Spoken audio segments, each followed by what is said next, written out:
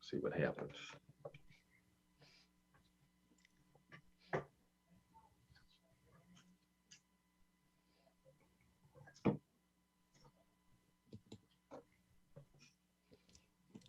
This is Karen with New Cleveland Radio.net, and it is Tuesday, and it is time for What in the What in the World world? with? Oh, I'm sorry.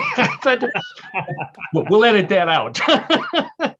I thought that was my cue. See, this is what happens when we don't rehearse, Karen. Yeah, well, and we took off a week too. And we took off a week. That's right. That's right. So Yeah. yes, we are. I'm Paul Sebern, and you are here on watching or listening to What in the World, everybody's favorite weird news podcast. Our motto is real news, always strange. Real news, sometimes strange, always funny. See, we 1 week off, and I'm just thrown completely wacky. Speaking of completely wacky, on the screen is John DiNallo, our sports guy and color commentator. Hi, John. Hi, Paul. Hi, Karen. And thanks for the Hey, intro. John. Thank goodness we're back. So I apologize to everyone listening. It's probably going to take us a little while to ramp up here, but we will do it because we have stories that you will not believe this week. I always think we can't top last week. We can't top 2 weeks ago, and yet I think we may have done it again, once again. Wow. For those of you tuning in the first time, thank you. For our regulars, thank you for coming back. We're on the newclevelandradio.net platform, which is provided by our co-host Karen and producer. Go to newclevelandradio.net, click on my name. You'll find out all the platforms we're on. And this podcast also has pictures.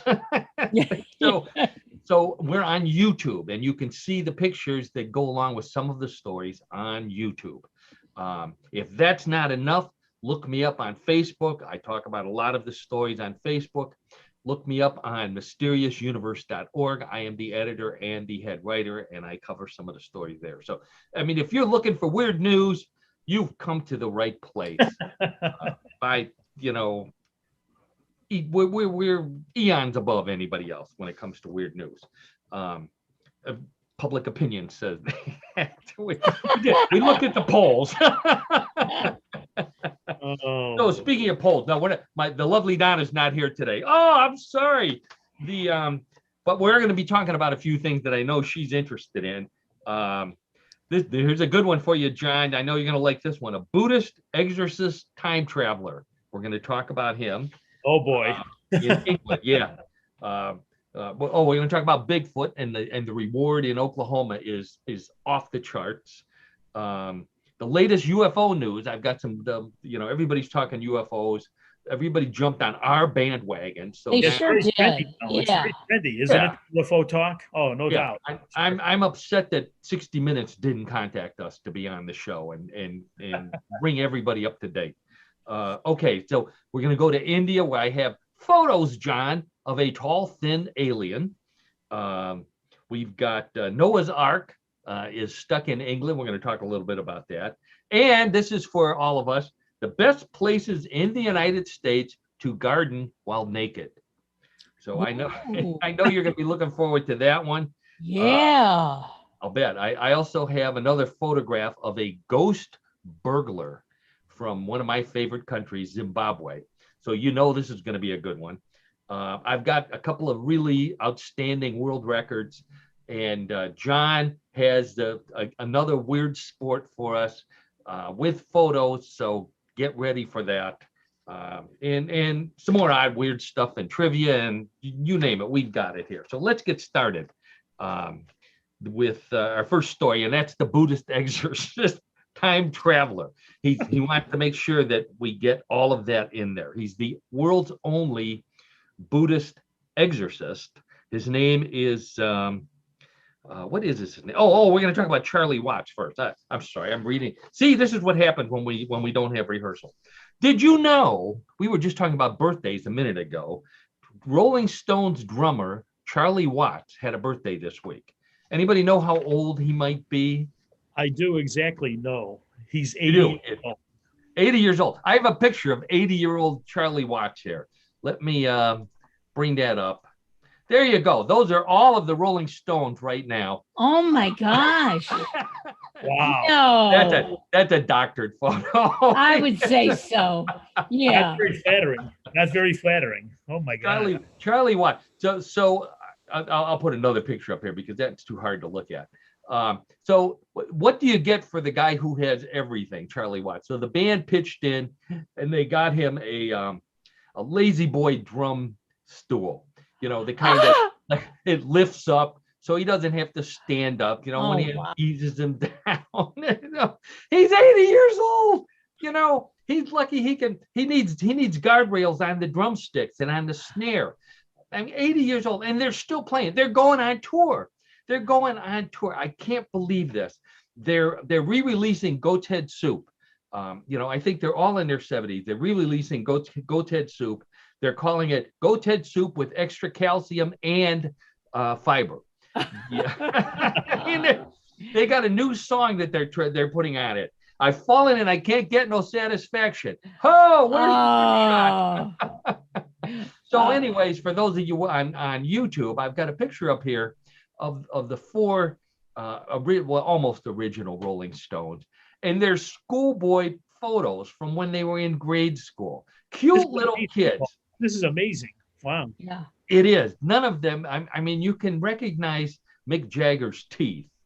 But yes. But yeah, Keith Richard doesn't look like Keith Richard. He looks like a nice little normal kid. Yeah. Doesn't he? I mean, yeah, he does. It's wild. It's unbelievable. So yeah, Charlie Watts, happy birthday, 80 years old.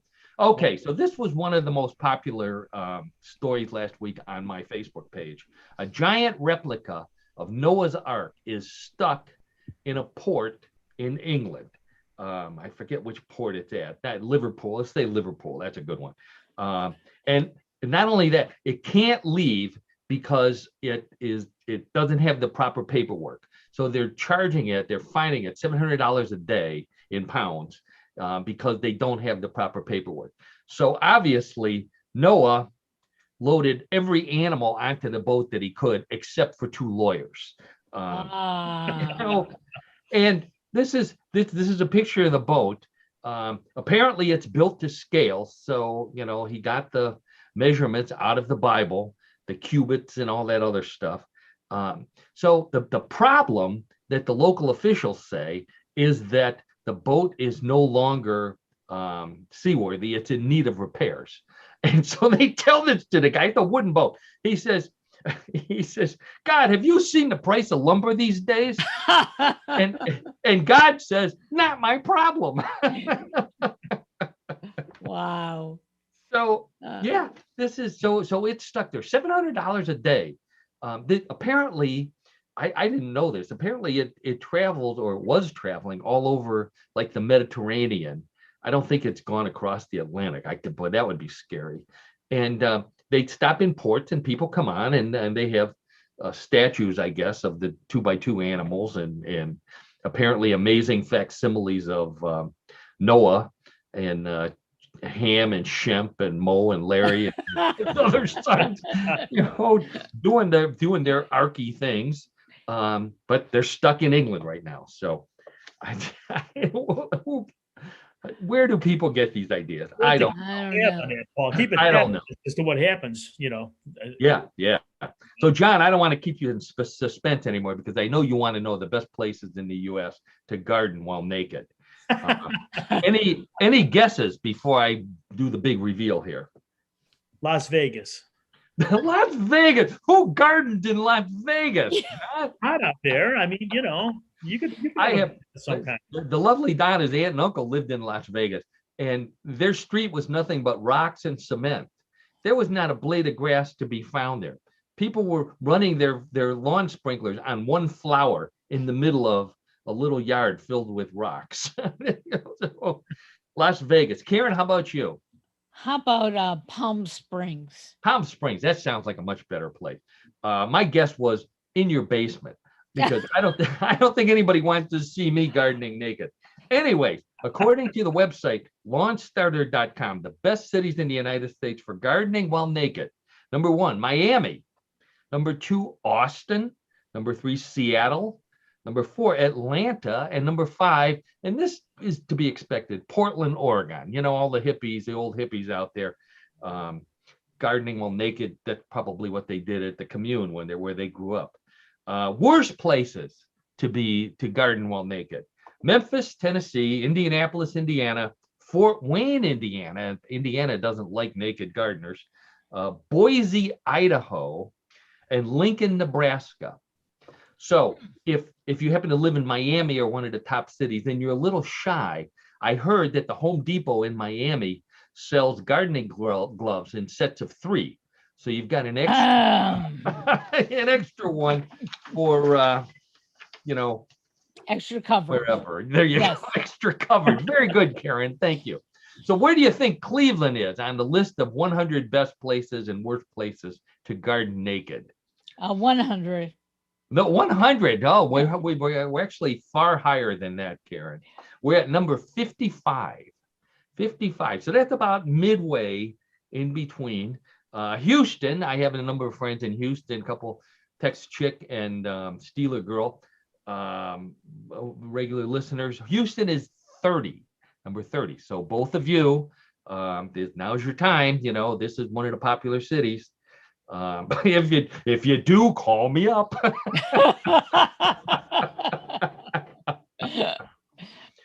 So Cleveland finished ahead of Pittsburgh and Columbus, Ohio, which I thought was wow.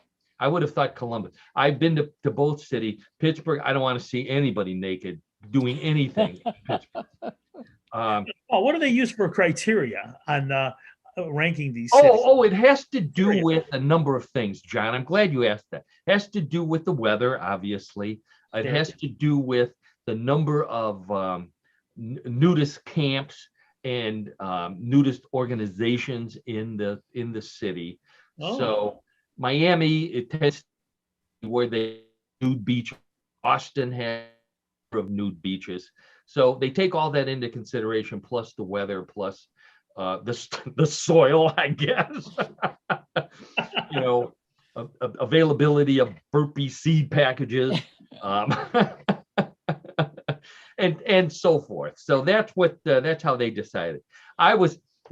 Boise struck me. That Boise finished number 99. It's a good idea not to garden naked in Boise because potatoes have eyes.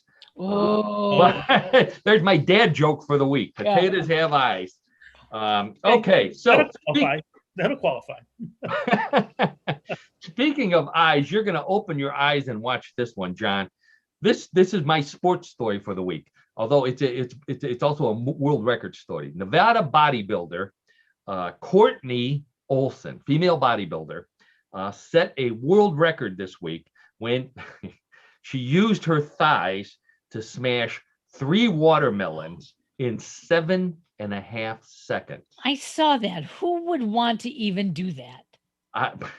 Somebody who wants a world record, Karen. Oh my God. She not only, in fact, I have a picture of the lovely Courtney here. No, that's a guy gardening naked. I forgot about him. There we go.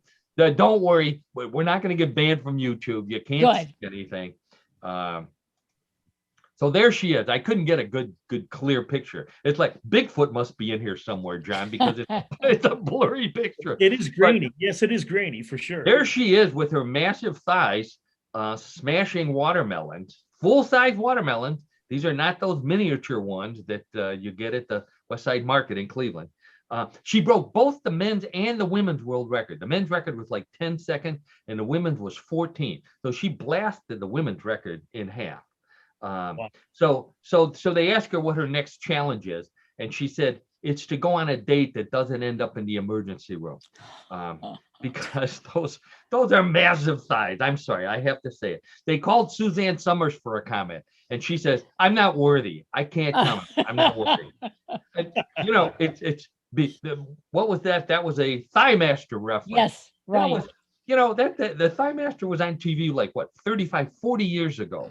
And probably a long time ago. Yes, for sure. Yeah, people still remember those commercials with the lovely Three's Company star Suzanne Summers. not so lovely anymore. I saw a video of her. She walks like John Wayne. I think that she spent too much time with the Thigh Masters. So this lady, Courtney, Courtney. Oh, and I didn't want us to get thrown off of YouTube. Otherwise, I would have posted a video that I have of the event. It's pretty disgusting. And let me just say, it's the direction where the watermelon stuff squirts out. It's disgusting. As much as I wanted to put it on, I don't want us to get banned. Thank you. Appreciate it. John, if you're interested, let me know. I'll send it to you. Google it on the internet. Okay. So you can see there's other people in the photo, other girls who are members of the gym. She actually teaches classes on smashing watermelons with your thighs. This is a warning to men. We're dead. This is how they're going to take over the world, one watermelon at a time. We're in big trouble. So on my Facebook page, the absolute biggest story of the week, possibly of 2021, a Coast Guard helicopter in Alaska was called out to rescue 3 adults and 2 dogs stranded on a giant inflatable pink flamingo on Monashaka Bay near the town of Kodiak, Alaska. And I have a picture of this.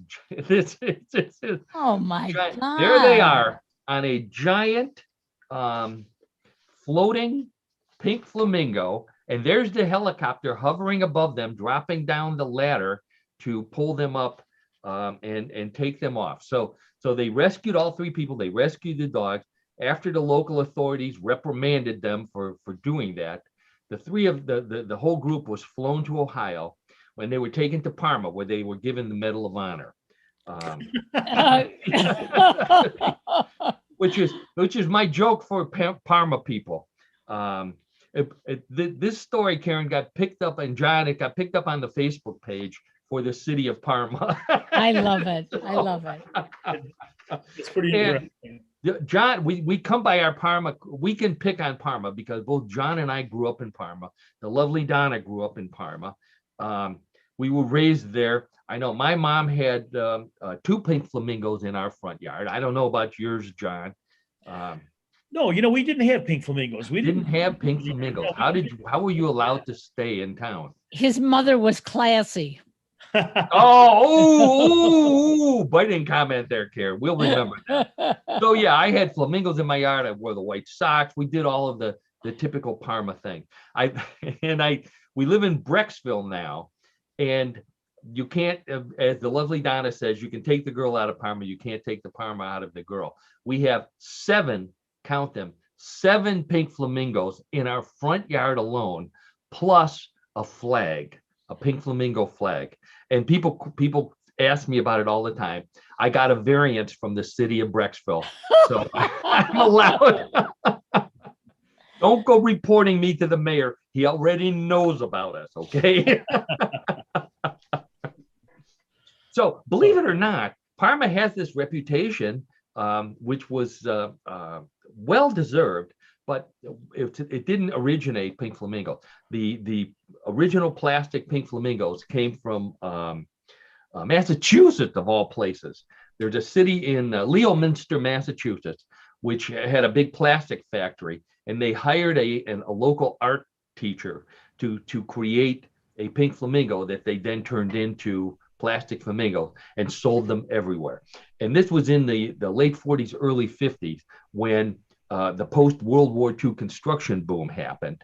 And the city of Parma, like any other post-World War II development, all of the houses look basically the same.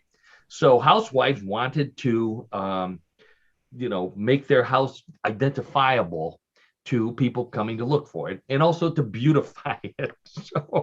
So pink flamingos became the way, and golden balls, the silver balls, but really pink flamingos to identify your house. So I mean, now my neighbors put up with the pink flamingos.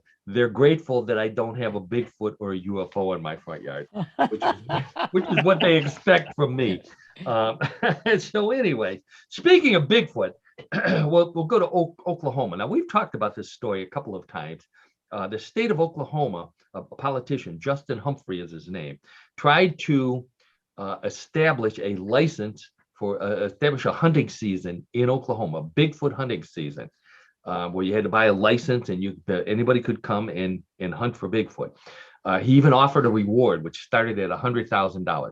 So the bill didn't get passed because too many people objected to it. But the reward stayed. And the reward, people have been contributing to it. Get ready to go to Oklahoma, Karen and John. The reward, $3 million for Really? Bigfoot. That's right, $3 million. There's a wanted poster. Wow. This one says $10 million. I'm guessing it's going to get up to $10 million before we know it. So this politician, he's a typical Weasley politician. As soon as the pressure is on and people are giving him a hard time for wanting to kill Bigfoot, first he says, "Oh, I didn't want to kill Bigfoot. I just wanted people to photograph him." Yeah, right. So now he's saying, "Oh, it was all he admits it was a scam." He says, "I just did it to increase tourism in Oklahoma, and especially in his district, of course, which he says is the place where you're most likely to find Bigfoot." So, John, here's my prediction. My prediction is that someone is going to go there for the $3 million prize. Might be one of us, and they're going to capture Bigfoot. And they're going to bring him in at 60 Minutes and ABC News, and they're all going to be there. And you're going to find out what we've been expecting all along. The real Bigfoot is also blurry. That's why the pictures turn out that way. So let's move on from Bigfoot to the time traveler. I know you're interested in this one. The Buddhist exorcist time traveler. His name is Paul Devlin, but his Buddhist priest name is Nidhi Ananda, which means eternal bliss. Now, I thought eternal bliss was a Ben and Jerry's flavor, but it turns out that's his real name, eternal bliss. He's the only practicing Buddhist exorcist, I believe, if not in the world, at least in England. And but he's not a time traveler. So he says one day he's doing a podcast that's very similar to this one. He says one day he gets on the London Underground, the tube, the subway, and he says all of a sudden things start changing and people start disappearing, and he gets off the subway and he says everything looks different. So he decides that he's in another time zone. How does he decide this? And I'm going to quote. He says, "I got off at London Victoria, as I do every single week, turned left up the escalators, and I knew something was wrong when a man told me, 'You're dressed funny.'" Now, if that's sign that you're living in the wrong time zone, I get that all the time. So, but what it is 2021, right? Right. Okay. All right. So and then he said, he spotted another male dressed like an 80s boy band member. Now, what I don't remember 80s boy bands very much. I don't know how they dress differently from the rest of the world. Maybe if there were 5 of them and they were all walking in unison, or maybe moonwalking backwards or something, that would tell me that they were an 80s boy band. So he's panicking. He sees people tell him he's dressing funny, and he sees this boys band guy. So he panics. So John, if you ended up in another time, you got off the bus in Cleveland, and all of a sudden, off the rapid transit. On the rapid transit, that's right. And all of a sudden, it looked completely different. What would you do? I don't know. I'd have to call my wife. But if it's 30 years ago, she doesn't have a cell phone, and yours wouldn't work. There'd be no towers. So I don't know. I would be. I don't know. I'm dumbfounded. I don't know what I would do. I have no So idea. here's what he did. He gets back on the tube. Not what I would do. He gets off at London Victoria. He looks around, doesn't look good to him. So he gets back on the subway and heads back to where he got on. But that apparently was the right thing to do, because he says, as I'm riding the empty subway, all of a sudden people start appearing in the subway. And he said that when he got off, everything was clean and neat, which was not the way apparently the London Underground is. So he gets off at his regular stop, and everything's dirty again. So he knows he's back home. He says, I guess the subway smelled like a bathroom again, which is what subways smell like, at least in New York. So he says I was never so happy to see a dirty escalator, which is how I feel when I'm gone for a few weeks and I come home to Cleveland Hopkins Airport, and I see a dirty escalator and I know I'm home. But he has no proof. Typical time traveler. No photographs. He didn't steal anything. Didn't pick up a newspaper. Didn't pick up an old dial telephone. A telephone, and nothing like that. So as far as I'm concerned, stick with being a Buddhist exorcist. You're not cut out to be the time traveler. Yeah. Again, unfortunately, Paul, he has no proof. There you go. That's right, John. So, but I have proof for my next story. Okay, the next story comes from Zimbabwe, one of my favorite countries. In Zimbabwe, one city there which I can't pronounce, I won't bother. People were calling the police to report that their homes were being robbed by a ghost burglar. And I have a picture of this ghost burglar. This is his mugshot. And there he is. Oh, yeah, right. Oh. So the police showed up and they arrested this guy who looks very suspiciously like a man in a Halloween costume. Yeah. Of a skeleton. Now, why the people in Zimbabwe thought they didn't come to that same conclusion worries me about the state of Zimbabwe's future. But so rest, and he makes a phone call. The lawyer shows up, and the lawyer says, "Look, plead guilty. You don't have a ghost of a chance in court." Wow. So to me, Ghost Burglar reminds me of the old Batman TV series. That sounds like a villain that Batman and Robin would fight. Very appropriate, Paul. Yes, very appropriate. Ghost Burglar. I could just hear Robin saying to Batman, "Holy skeletal shenanigans, Batman! It's the Ghost Burglar." Oh my Lord! Love it. And then Batman pulls out his his reverse bat X-ray machine, which shoots at the skeleton and shows him what's inside, and then he can tell the identity of the culprit and bring the perp into Inspector Gordon. Was that his name, Inspector Gordon? I think so. Yeah. Commissioner Gordon. Thank you, Commissioner Gordon. John, you're right about that. Okay, so now I have another picture. This one is of a tall, thin alien, and I'll bring that picture up so you can take a look at it there. So this is a tall, thin, looks like an extraterrestrial walking across a bridge in Jharkhand, India.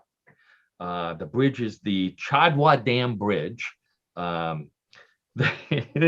one knows what it is. So one of the pictures, there's a motorcycle. Apparently, a guy on a motorcycle stopped, caught this alien-looking creature, being whatever, in his headlight, and actually took pictures of it. And a video. There's a TikTok video on the internet of this. Of course there is. Yeah. So they claimed that they heard a jangling sound while the alien was walking. I don't know. I've done plenty of alien stories. I've never heard that there was a jangling sound. If this alien looks like he's naked, or she, whatever it may be, it's from the rear. Maybe they had an ID bracelet on or a charm bracelet or something that's jangling. I don't really know. But the thing that intrigued me about this, besides the fact that you can't really tell if it's an alien or not, although look at the long, skinny arms. That's and the head looks kind of bigger than normal. Um, Or So it could be a anyways. distorted lens. There you go. Okay, all right. They're trying to hoax us. I know. So one of the people on TikTok said that this could be a churel. Now, a churel is a mythical creature in the Hindu culture, usually resembling a woman, and an old woman. So just the typical old woman legend. The woman dies under mysterious circumstances, and then she comes back to torment men. So it's always men that come up with these stories. Um, and it's a shapeshifter. So they normally take the appearance of a beautiful woman, and then once they have the man captured, then they turn into the old woman, and that's the end of the man, I guess. So, but there's one way you can recognize them, and I'm gonna put a picture up here so you can see. Karen, Whoa. can you see what's the unique aspect, the unique characteristic of this Her churel? feet are backwards. Her feet are on backwards. So they have a hard time of running away. Yeah, I would think so. Oh my God. That's the thing. So this is like vampires. If a woman dies and they suspect that she's going to come back as one of these creatures, they, instead of cremating her, they bury her and face down. So she goes to hell instead of heaven, and then they cover her with rocks just to make sure she doesn't rise out again. But if you can't outrun a lady with her feet on backwards, even if she's a ghost, that you've got a problem. To say the least. So we'll talk a little bit about UFOs and space travel for a second here, because there's just been so many stories. And the one that just happened yesterday, Jeff Bezos, who is I'm going to take that, I'll take that picture down. We don't have to stare at the lady with the backwards feet there. So Jeff Bezos wants to be the first billionaire space entrepreneur to fly into space. So he is set to ride in one of his own capsules on July 20th, very significant day, which we'll talk about. And because he has Amazon Prime, he will be launched for free, and then he gets free returns because of that. So so he's going to go, but he says, I'm taking my best friend. Now, he just got divorced, so that's not his ex-wife, who doesn't care what he does because she got her money. He's not taking his current girlfriend, who's a little disappointed. Not that he's flying, but that they didn't get married. So she could get half of whatever's, or all of it, if he doesn't come back. His best friend is his brother. He's taking his brother with him. I suspect he doesn't want his brother fooling around with his girlfriend while he's in space. So he's taking him with him. Yeah. And they're going on July 20th, very significant date. That was the date in 1969 that the first men set foot on the moon. Yep. Yes. Buzz Aldrin and that other guy. Neil Armstrong. Thank you very much, John. Neil Armstrong. Yeah, there you go. I was having one of those brain farts. So he's going to fly 6 people. They're raffling off. They're auctioning off the third seat, which is going. It's already the money is up to $2.8 billion for the seat, and then 3 crew members, but none of them are the pilot. This plane, this capsule flies without it's like a Tesla. It flies without a driver. So they go up for 11 minutes, and they shoot up there, then they float for 11 minutes. So that's time to look out the window or wipe the vomit off the window or whatever it is that happened while they got there. And then they free fall back to Earth until the 3 parachutes open, and then they land in a desert in Texas. And somebody, they send a Prime truck out there to pick them up, as long as they have their label on, So it's my question. So I just before we came on, I noticed that Richard Branson, who owns Virgin Airlines and Virgin Aerospace, he wants to be the first billionaire entrepreneur in space. So he's going to launch himself on July 4th in his own spaceship to do the same thing, to go into suborbit and come back down. Big race here. So John, here's another one of my philosophical questions for you. If Sure. we're sending billionaires into space, wouldn't it also be true that if aliens are coming here, maybe the aliens coming here are billionaires on their own planet? That's a real plausible theory, Paul. I would have to agree with you on that. Sure. I mean, you would think. I You mean, would think that's right. So or, we need to treat them nicely. or at least a well-to-do alien. I mean, Yes. As long as their currency on their planet isn't Bitcoin, sure. we should we should take good care of them. So anyway, so that's one of my. I had another UFO story. We might try to get one more in a little bit later.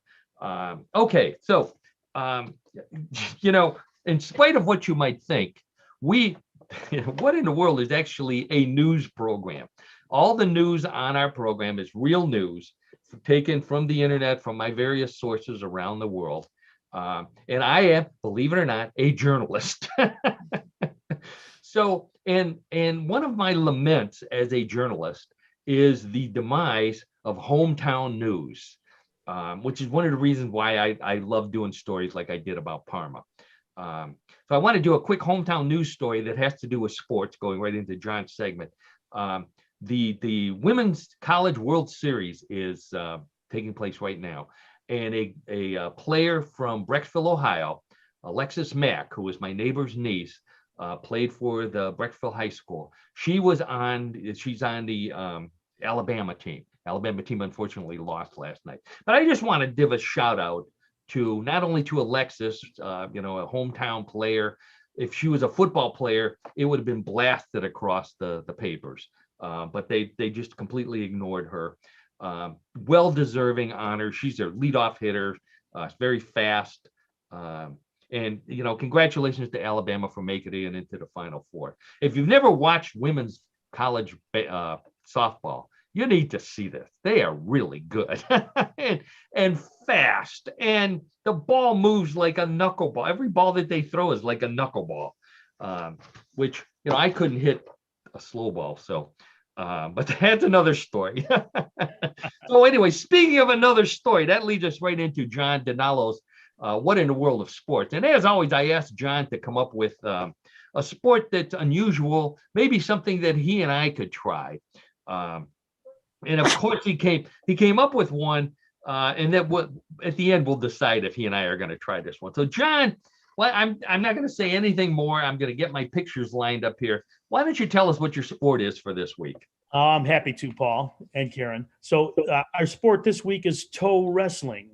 Yes, let me say that again. Toe wrestling. Whoa! Toe wrestling. Toe wrestling. Now, here it is. Here it is, folks. T-O-E, Karen, not T-O-E. Yes. Yeah.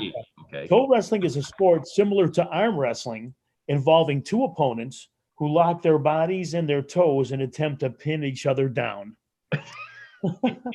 Now, like so many in case you can't imagine that, Karen, there's a picture of it for you. Okay, there it is. No. Oh. Let me continue on this one. Okay. No, yeah, go ahead, John. Like so many of our strange sports, this one began in an English pub. So, toe wrestling was invented by four drinkers in the old Royal Oak Inn in Staffordshire, England in 1974. Frustrated that the United Kingdom struggled to produce any world championships in other sports, these four men decided to create a new sport that no one else knew about, and then win the world championship.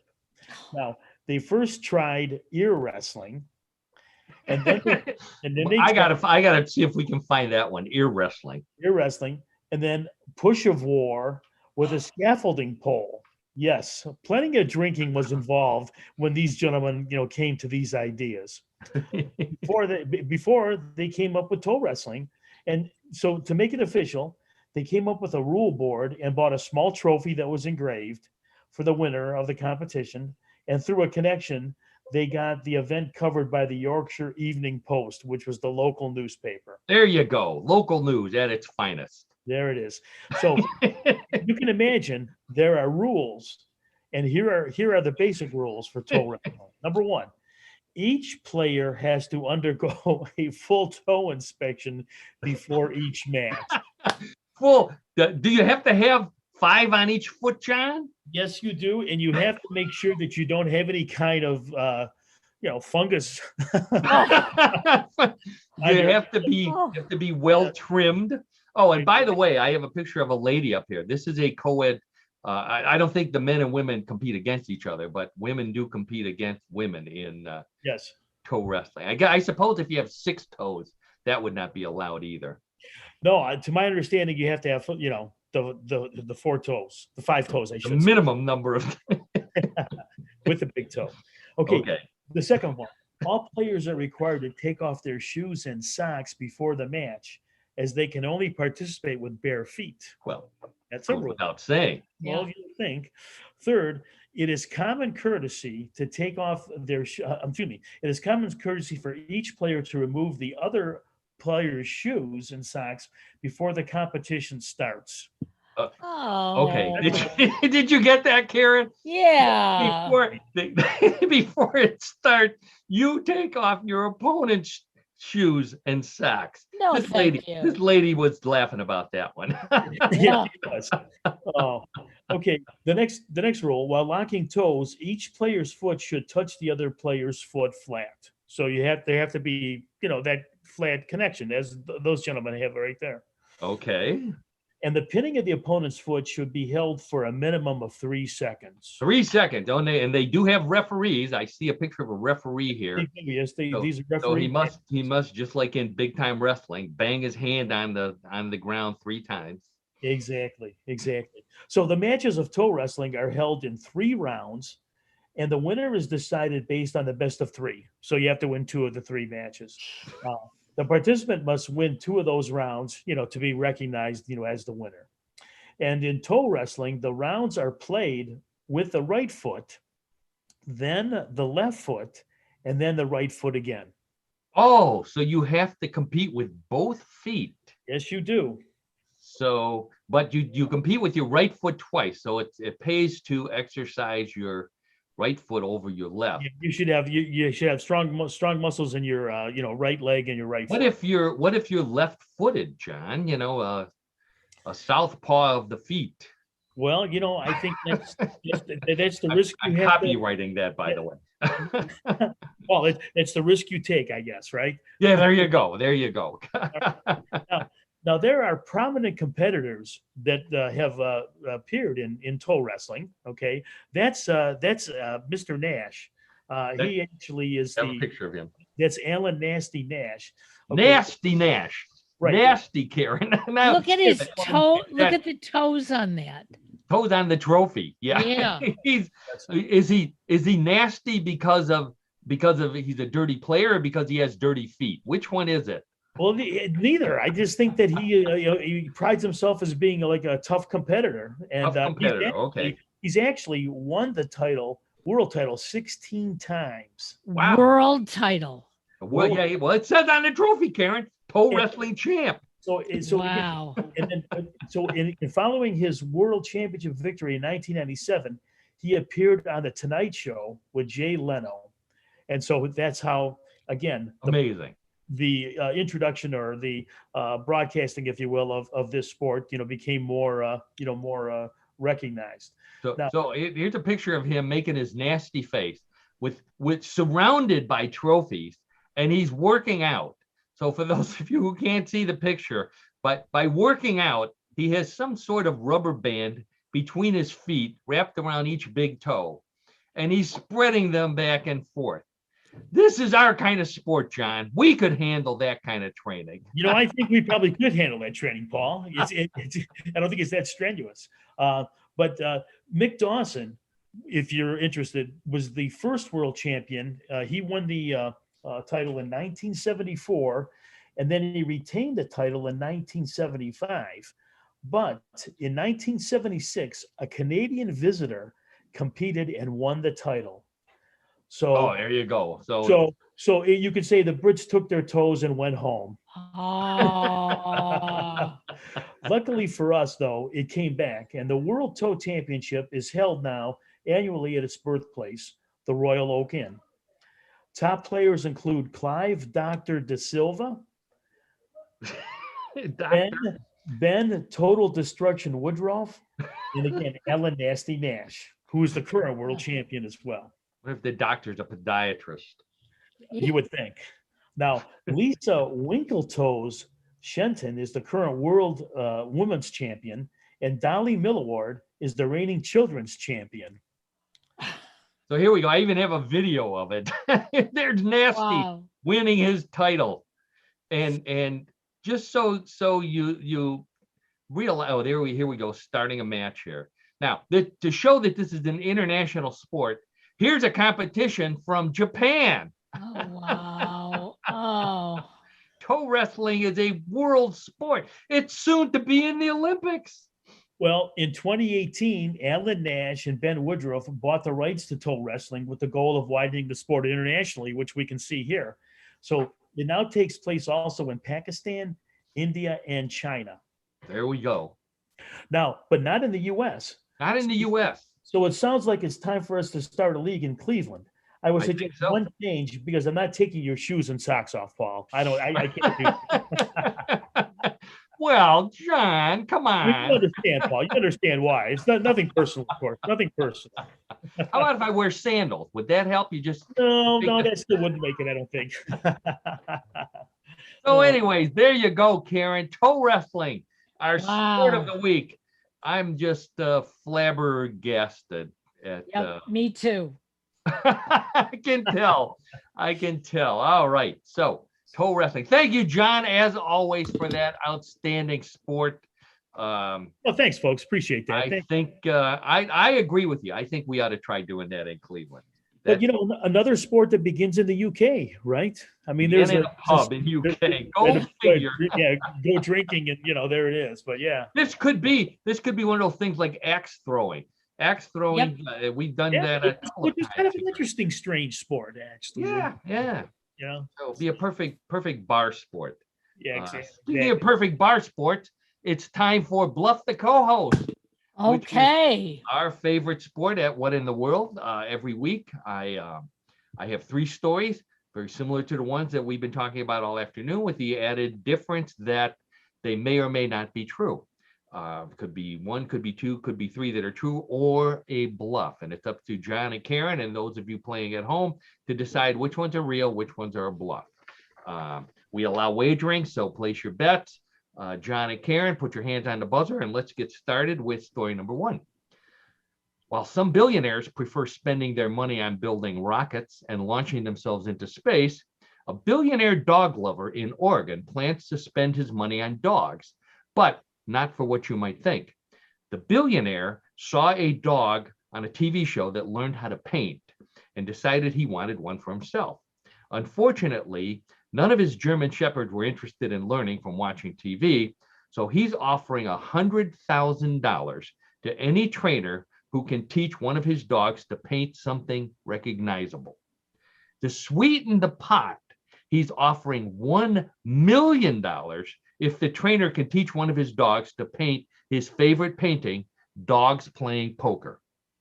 He currently has 5 trainers working with the dogs and will open an art museum just for dogs, no matter what happens. All right, Karen, it's up to you.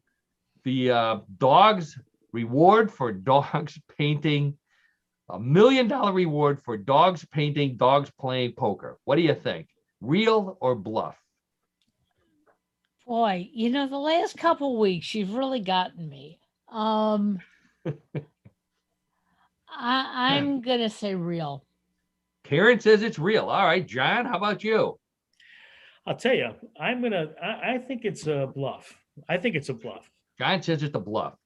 John, you would probably like a dogs playing poker painting, wouldn't you? Don't you? I don't think you have one. No, I don't have one, but it's kind of neat. Okay. And velvet. Yeah. And velvet, that's right. All right, so Karen says it's real. John says it's a bluff. Let's check with the judges. That is a bluff. There's no such thing as a dog painting dogs playing poker. I'm so disappointed. I know. You could have used that $1 million too. Yeah, I could. Okay, so John is ahead here. All right, John. Let's go to story number 2. Los Angeles may be the home of NBC, but the network can't stop city officials from dealing with what it considers to be the biggest problem in the city after crime and smog: peacocks. Escaped pet peacocks have been breeding for years, and Angelenos say they're messier than Canadian geese and don't taste good when roasted. Officials tried a peacock relocation program, but no other cities want them, and it had to be shut down during the pandemic, causing the current peacock population boom. It's illegal to sell peacock feathers and a misdemeanor to feed them, so no one in Los Angeles knows what to do. If all else fails, NBC may try a sitcom starring a lovable peacock and hopes fans will buy the birds at a souvenir shop. Okay, John, problems with peacocks in Los Angeles, real or bluff? I'm going to say this is a bluff too, Paul. John says there's no problem with peacocks in. Don't worry, go there. It's just muggers and gangs, but not peacocks. Okay, John says that story's a bluff. Karen, how about you? Peacocks in Los Angeles. I have to agree with him because I have family out in LA and I've never heard of this before. Well, you better call them up and ask them about it because that's a real story. No. Yes, they're actually overrun at certain areas. Obviously, not where you're in the rich part of town where you live. Yeah. Peacocks are the people kept them as pets. They've escaped, and then the pandemic allowed them to run free and do what peacocks do, or at least interesting. Peacocks and peafowls. Yeah, it's a true story. So let's see. So Karen, you're still behind. John's ahead by one. Good news, Karen. Points are doubled in round 3. Yep. So let's get right to story number 3. It's baseball season around the world, but is it baseball season in outer space? That's what some people are wondering after magnifying some Google satellite images of Area 51 in Nevada and finding a baseball field. The Air Force claims it was built when the base was built, but they can't explain why none of the photos ever show anyone playing on it. Conspiracy theorists believe that this is the field of ET dreams, and the government built it hoping aliens would come and play baseball. The Storm Area 51 movement wants permission to use the field and think they would win against the aliens because they're short, they only have 3 fingers, and their heads are too big for batting helmets. The Air Force has warned them and anyone else storming the Area 51 baseball field will get you ejected from the game. So, Karen, a baseball field at Area 51. What do you say, real or bluff? Well, I have a feeling I'm going to lose this week, but I'm going to say bluff. Karen says it's a bluff. Whoa, okay. After all those stories we did about Area 51, Karen feels she knows Area 51. So Karen says it's a bluff. John, our sports guy, how about you? Aliens playing baseball. No, I agree with Karen. I'm going to say it's a bluff. John says it's a bluff too. Yeah, okay, I think it's a bit far-fetched, actually. Baseball. With a bit. The master of the understatement, John DiNallo. A bit far-fetched. Let's go to the judges, and the judges say, sorry to both of you. That's a real story. No. Yes. Wow. Believe it or not, there is actually a baseball field at Area 51. And it's weird because it shows up on some pictures and it doesn't show on other pictures. The Air Force claims that they know it's there, but they won't give any more information about it. It's very, very mysterious. And yes, the Area 51 people want to get in so they can see it and then do whatever they do. They're not going to let anybody in carrying a bat. That's all I have to say. If you're thinking about doing it, don't. Oh my God. Those Air Force guys don't mess. John won again. John won. Oh, that's right. John won again. Wow. Yeah. Well, hey, Karen, we both 2 weeks ago, neither of us got one right though. Yeah. So Paul got us that week, So what does that say about me and my creative writing skill. It says you're pretty good, Paul. Finally getting the hang of Bluff the co-host. That's right. That's right. Oh, thanks. Wow. Well, Thank speaking of getting the hang of it, I think we got the hang of another edition of What in the World. We've reached the end of the show. I want to thank everyone who's listening or watching us on YouTube. Join us, like us, follow us, whatever it is you do on the platform that you're on. Please come back again. Tell your friends. If you're visiting us for the first time because of our story in Parma, stick around. We have more weird stories like that too, and we like to do Parma stories. I want to thank my old buddy John, another Parma veteran, for everything that he does for the show, especially the sport, and especially want to thank Karen, the media mogul at newclevelandradio.net, for giving us the opportunity to come and visit with you every week and spread our weird news from around the world. So thanks again to everybody, and see you next week. We'll be back.